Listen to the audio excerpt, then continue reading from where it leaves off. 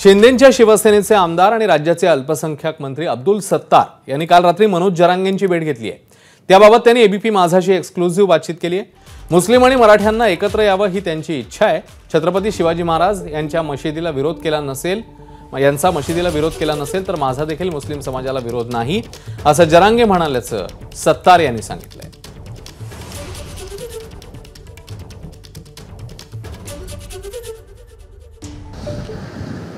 मनोज जरांगे पाटील यांची अब्दुल सत्तारांनी का भेट घेतली हा प्रश्न विचारायचं कारण असं आहे की निवडणुकीसाठी इच्छुक असलेले अनेक लोक सध्या मनोज जरांगे पाटलांची भेट घेतात।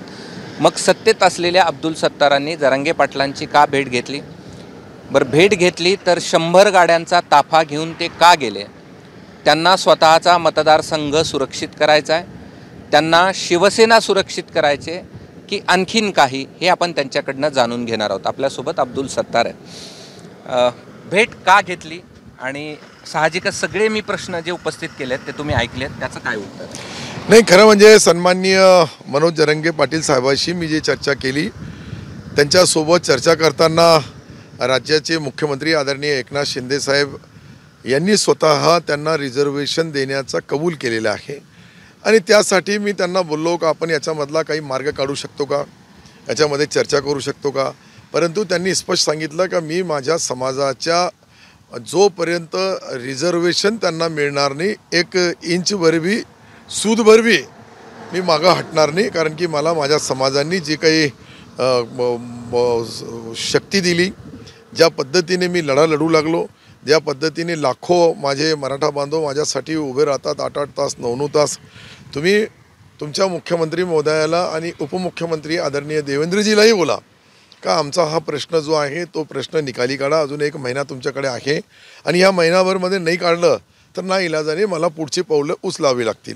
तुम्ही भेटलात का? तुमच्यासाठी भेटलात का शिवसेनेला सुरक्षित करण्यासाठी भेटलात? हा माझा प्रश्न नाही। शेवटी आणि 100 गाड्या घेऊन जायची शक्ती दाखवण्याची नाही, शेवटी मला काही शक्ती त्यांना दाखवायची नाही आणि त्यांच्याबद्दल, परंतु ज्यावेळेस माझा प्रोग्राम पडला त्याच वेळेस काही कन्नडचे हे बाजूला जे आमचे केतन काजे आहेत यांच्या काही गाड्या आल्या, आपले जे किशोर पाटील बलांडे त्यांच्या काही गाड्या आल्या, माझ्या काही गाड्या आल्या, त्याच्या गाड्याचा ताफा वाढत गेला।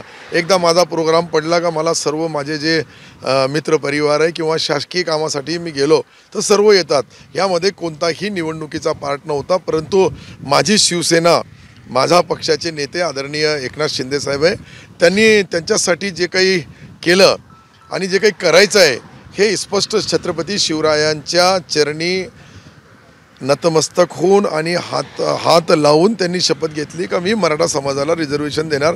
तर मी त्यांना एकच विनंती केली का अजून आयोगाचा रिपोर्ट अंतिम होऊ शकला नाही, अजून हिरिंगा झाल्या नाही, याच्यामध्ये आपण काही मार्ग काढू शकता का? तर त्यांनी सांगितलं माझा कोणताही मार्ग नाही, एकच मार्ग आहे, तो मराठा समाजाला रिझर्वेशन मिळावं। बरं, भेट मंत्री सरकारचा प्रतिनिधी म्हणून की अब्दुल सत्तार शिवसेनेचे नेते म्हणून? नाही, मी अब्दुल सत्तार शिवसेनेचा एक कार्यकर्ता म्हणून गेलो आणि मी कधी 2 वर्ष 1 महिन्या अगोदर पहिला त्यांचा उपोषण ज्यावेळेस 15 ऑगस्टचा झेंडावंदन जालन्याला केला आणि त्यानंतर त्यांना उपोषण सोडवलं होतं, तर माझी त्यांची ओळख आहे, त्यांच्याबद्दल मी आदर करतोय आणि त्यांना विनंती पण केली।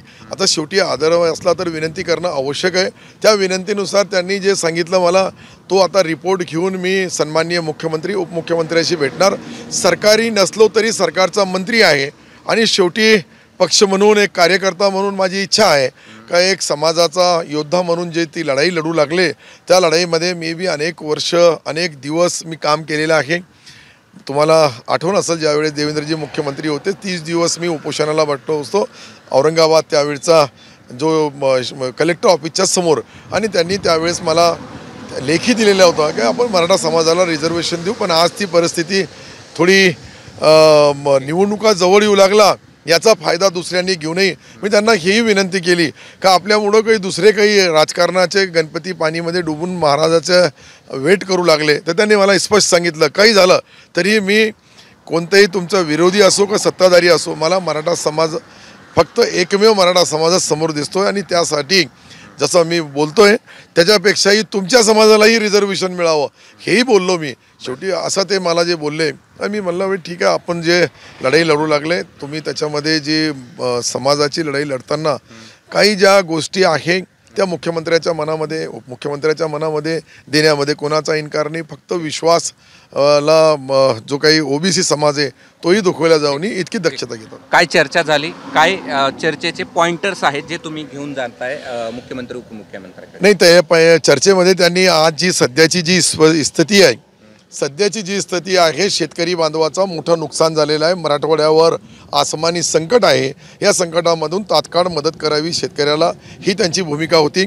शेतकऱ्याला मदत करताना कुठेही निकष नियम जाचक असेल तर त्याला सॉफ्ट करा, साधे करा, सिंपल करा आणि बळीराजाला मदत करा. मराठा आरक्षणच्या बाबतीत त्यांनी सांगितलं की अजून तुमच्याकडे 1 महिना बाकी आहे, या महिन्यामध्ये निर्णय घ्या. नसता ते म्हणले की मला निर्णय घ्यावा लागेल, तो त्यांचा प्रश्न आहे. शेवटी त्यांनी मला सांगितलं की तुम्हाला माहीत नाही, तुमचेही धर्मगुरू, तुमचे अनेक समाजाचे जे जबाबदार लोक मला येऊन भेटतात, बाकी ओबीसी नेतेही मला येऊन भेटतात, सर्व माझ्यासोबत आहे. परंतु सत्ताधारी आणि विरोधी हे काही समजत असेल का मला ते सहज कुठेतरी माझा उपयोग घेतील, तर मी लोकसभेमध्ये जे दाखवलं हे पिक्चर तुमच्या समोर आहे. आता पुढच्या वेळेस मला काय करायचं काही नाही करायचं, माझी स्ट्रॅटेजी मी माझ्या पद्धतीने करेल. बरं, दुसरं आणखी आहे की आम्हाला जी माहिती आहे की 2 एम एकत्र यावेत अशी त्यांनी भावना तुमच्यासमोर व्यक्त केली. एम म्हणजे मुस्लिम, एम म्हणजे मराठा, आणि आपण देखील त्यांच्यासोबत यावं अशा प्रकारची चर्चा झाल्याची माहिती, वस्तुस्थिती काय?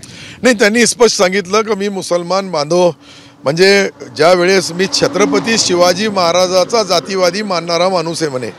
मला छत्रपती शिवरायांनी मस्जिद बांधली असेल किंवा दर्गा बांधली असेल, त्याला त्यांचा विरोध नसेल, तर माझाही तुमच्या समाजाला न्याय देण्याची भूमिका आहे. मी जातीवादी जरूर मराठावादी आहे, परंतु दुसऱ्या समाजाचाही आदर करणार, आणि दोन्ही समाज एकत्रित आले आणि छोट्या छोट्या समाज आमच्यासोबत आहे म्हणे, अनेक ओबीसीच्या जातीही माझ्यासोबत आहे असं ते बोलले.